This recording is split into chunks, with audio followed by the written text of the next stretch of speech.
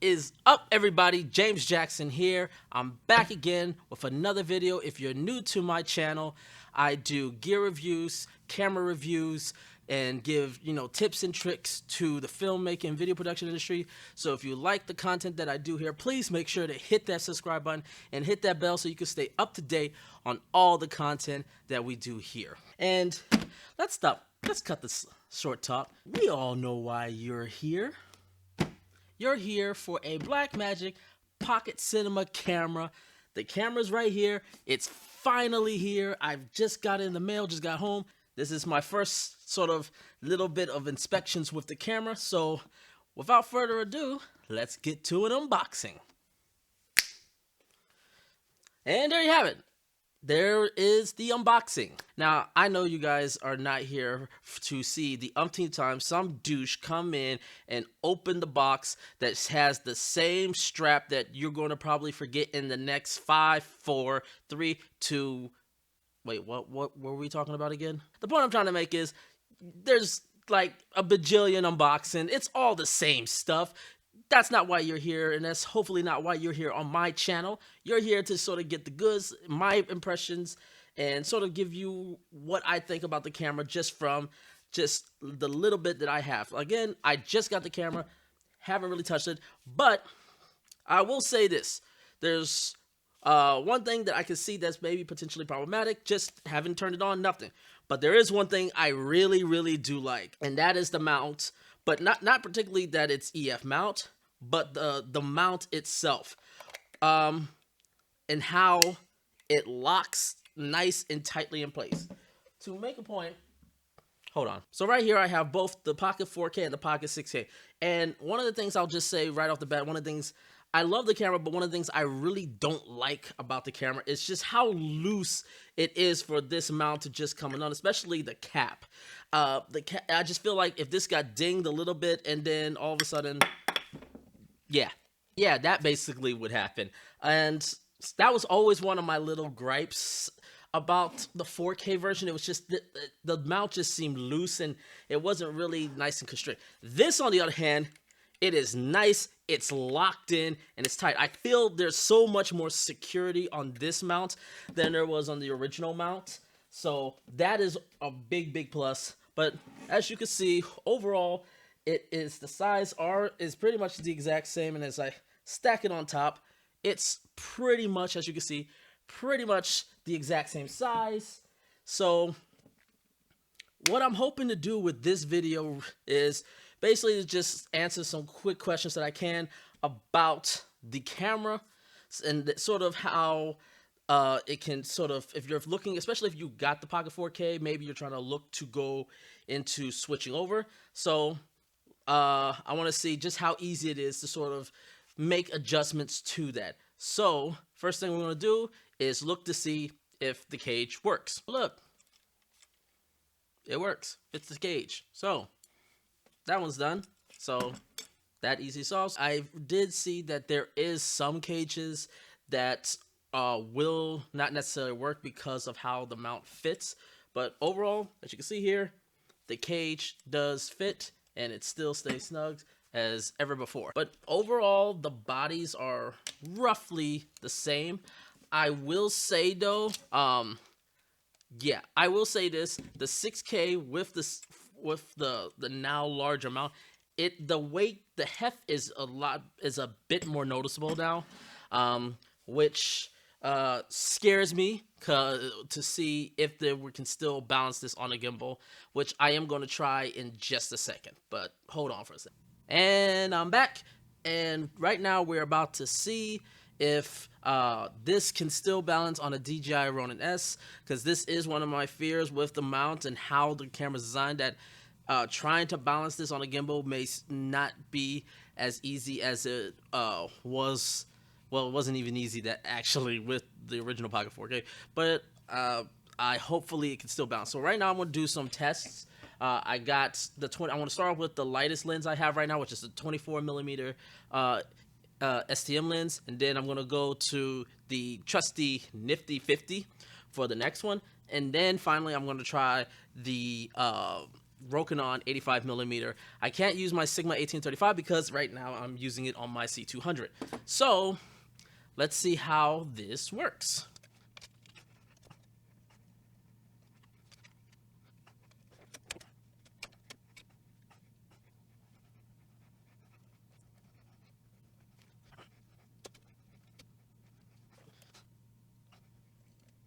I apologize if you see the microphone.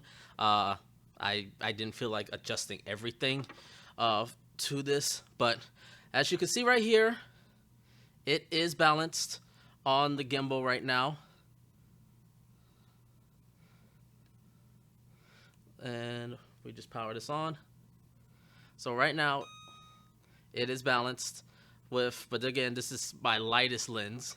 And as you can see here, it is balanced. It is working. So, but again, this is the lightest of lenses. So, but it is working. You can, as you can see, with the, at least with the Canon 24mm, it can be balanced. So let's take this off and see if we can now balance the 50mm.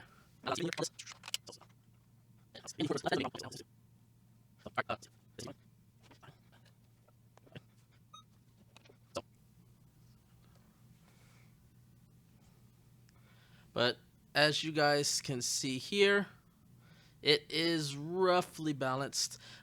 It's roughly, as you can see here, it's roughly balanced for the most part. And as you can see here, it does work again. So the Nifty 50 lens does work with this setup. But now it's time for for me, the bigger test, because this is definitely a heavier lens than these two STM lenses. So I think if you have STM prime lenses, they will definitely work with this. But now this is going to be, whoa, yeah, immediately fell forward. So let's see if we can, and yeah. So as you can see right here, and I'm already pushing it to the extreme, it's extremely heavy on this side. I'm gonna need a minute. I'm gonna try to install the focus wheel to it to see if I can use that to offset. Ooh, okay. So I actually got it to work. But yes, this is balanced, as you can see here, and turn this on. But as you can see, it is I have balanced it.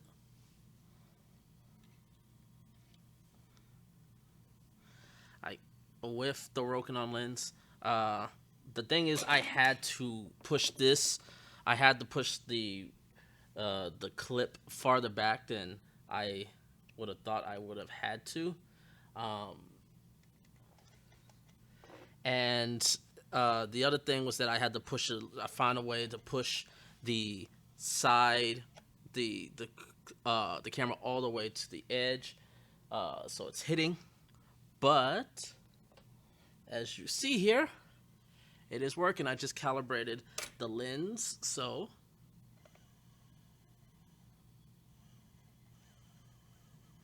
I got the lens calibrated, so I can still do focus. As you can see, go in to headlight mode. I can still go into low mode. So yes, the answer is yes. You can still balance the 6K to the DJI Ronin S. So that is fantastic news. So the 6K is off to a good start. The fact that I am able to actually pretty much use everything that I would use. Some things I can even use more, because this lens I was not able to use on the 4K because Metabones' adapter does not work with this lens, and I don't even think it works with this lens. So the fact that these smaller STM lenses are usable with the Pocket 6K natively is a huge, plus. So super excited to try that. But hopefully you guys you guys enjoy this. Like I said, it's the first one. I'm definitely going to be doing side-by-side comparisons. Some things I'm definitely going to be talking about is looking at the dynamic range, particularly the highlight roll-off, and also in low-light shootings, how similar they are. So in terms of image quality that way, I'm going to look to see how they compare. I'm also going to be looking at other things like rolling shutter, particularly in the ProRes versions with the HD as well as the 4K files, to see if rolling shutter is better or worse with this camera. And then also I want to see how workflow goes, because ultimately if my workflow is still staying the same but I gain the advantage of 6K files, at the end of all of this, one of these cameras is going to go. I'm either going to return the 6K or I'm going to keep it and give away the 4K. So that is going to be the interesting thing. How does my workflow work with both of these cameras? Thank you guys for watching. Make sure to leave a like, leave a comment below. Make sure to hit that subscribe button. And until next time, take care, everyone.